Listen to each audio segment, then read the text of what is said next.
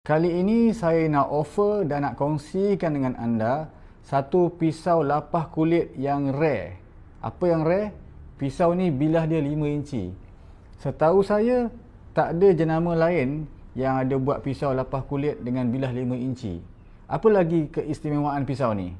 Nombor 1, pisau ni sangat tajam dan tajam dia tahan lama. Nombor 2, pisau ini mata dia dibuat dengan asahan kasar, jadi tajamnya menggigit, memang sedap untuk melapah kulit lembu.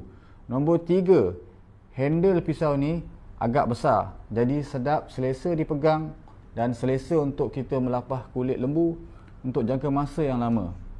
Pisau ini ialah pisau jenama F. Herder yang dibuat di Solingen, Germany. F. Herder ni ialah jenama yang sangat terkenal dan telah lebih 300 tahun berada di pasaran dan mereka adalah pakar membuat pisau lapah. Okey, kalau anda berminat, boleh dapatkan di beg kuning kami.